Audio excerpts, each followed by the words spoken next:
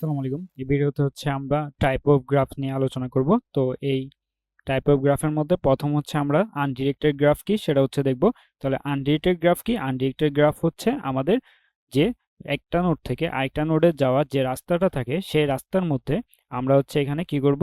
আম, তো আমরা এখানে 0 থেকে যে 2 তে যাওয়ার রাস্তা এন্ড 0 থেকে 1 এ যাওয়ার রাস্তা সেটা দুই দিকেই, অর্থাৎ আমরা 0 থেকে 1 ও যেতে পারি, 1 থেকে 0 তেও যেতে পারি। তাহলে এটা আমাদের কি আনডিরেক্টেড গ্রাফের স্ট্রাকচার, অর্থাৎ আমরা আনডিরেক্টেড গ্রাফের মধ্যে কোনো ডিরেকশন থাকবে না যে আমরা জাস্ট 0 থেকে 1 এ যেতে পারবো। যদি আমরা শুধু 0 থেকে 1 এ যেতে পারতাম তাহলে আমরা এই দিকেই আমরা আমাদের ডিরেকশনটা থাকতো, কিন্তু 1 থেকে 0 এর মধ্যে কোনো ডিরেকশন থাকতো না, অর্থাৎ আমরা তখন সেটাকে বলতাম কি ডিরেক্টেড গ্রাফ। তাহলে আনডিরেক্টেড গ্রাফ কি? আনডিরেক্টেড গ্রাফ আমাদের এখানে 0 থেকে আমরা 1 এও যেতে পারবো, 1 থেকে 0 তেও যেতে পারবো, দেন আমরা এখানে দেখতে পাচ্ছি 1 থেকে 2 তেও যেতে পারছি, দেন 2 থেকে কিন্তু আমরা 1 এও চলে আসতে পারছি, দেন আমরা 0 থেকে 2 তেও যেতে পারছি, 2 থেকে 0 তেও যেতে পারছি। তাহলে এখানে সবগুলো নোডের মধ্যে আমাদের কিন্তু দুই দিকে ডিরেকশন দেয়া, তাহলে আমরা এটাকে বলবো আনডিরেক্টেড গ্রাফ।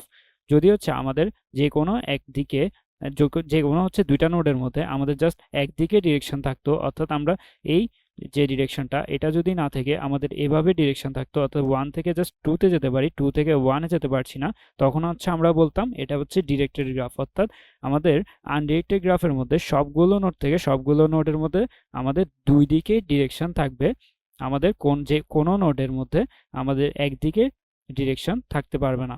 তাহলে এটা আমাদের আনডিরেক্টেড গ্রাফ।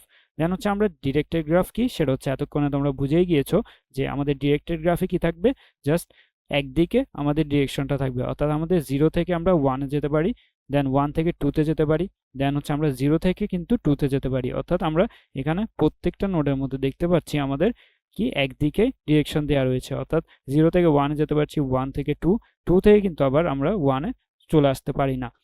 যদি আমাদের এরকম থাকতো, অর্থাৎ আমরা 0 থেকে 1 ও যেতে পারি, 1 থেকেও 0 তে যেতে পারি, দেন আমাদের এখানে 1 থেকে 2 তে যেতে পারি, এন্ড তাহলে 2 থেকে 1 আসতে পারি না। তাহলে এখানে কিন্তু এই দুইটা নোডের মধ্যে কিন্তু আমাদের দুই দিকে ডিরেকশন রয়েছে, কিন্তু আমাদের এই বাকি যে নোডগুলোর মধ্যে এজ রয়েছে তাদের কিন্তু কোনো ধরনের দুই দিকে ডিরেকশন নেই। তাহলে আমরা বলতে পারি এটাকেও একটা ডিরেক্টেড গ্রাফ। আমাদের আনডিরেক্টেড গ্রাফ হওয়া সত্ত্বেও প্রত্যেকটা নোডের মধ্যে আমাদের দুই দিকে ডিরেকশন থাকা লাগবে। তাহলে আমরা ডিরেক্টেড আনডিরেক্টেড গ্রাফ বুঝতে পারলাম। এখন আমাদের ওয়েটেড গ্রাফ। তাহলে ওয়েটেড গ্রাফটা কি?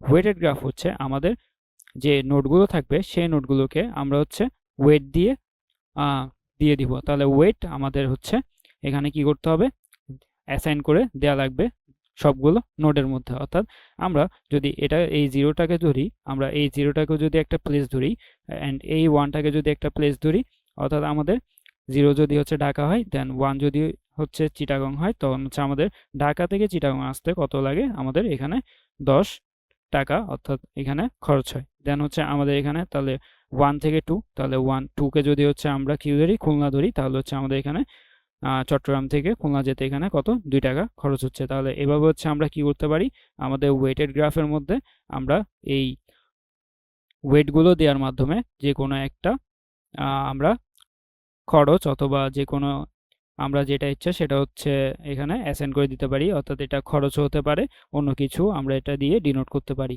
তাহলে এভাবে আমাদের প্রত্যেকটা নোড থেকে প্রত্যেকটা নোডে যাওয়ার এখানে আমরা ওয়েটগুলো দিয়ে দিতে পারি। তাহলে আমরা এখানে দেখতে পাচ্ছি যে এই ডিরেক্টেড গ্রাফ, তাহলে এটা আমাদের একটা ডিরেক্টেড গ্রাফ, অ্যান্ড এখানে আমরা 0 থেকে 1 এর দিকে যেতে আমাদের 10 টাকা লাগে, দেন আমরা 1 থেকে 2 তে যেতে 2 টাকা লাগে, দেন 0 থেকে 1 2 তে আসতে আমাদের 5 টাকা খরচ হয়। তাহলে এভাবে আমরা ওয়েটেড গ্রাফের মধ্যে ওয়েটগুলো দিয়ে থাকি। তাহলে এরপরে আমাদের যে আনওয়েটেড গ্রাফ সেটা কীরকম হবে, সেটা হবে আমাদের আগের যে গ্রাফটা দেখেছিলাম সেটার মতোই, অর্থাৎ এখানে আমরা কোনো ধরনের ওয়েট অ্যাসাইন করে দিব না।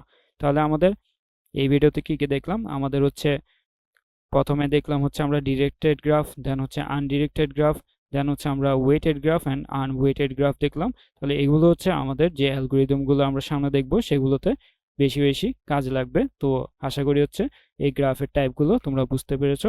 নেক্সট ভিডিওতে তোমার সাথে দেখা হচ্ছে।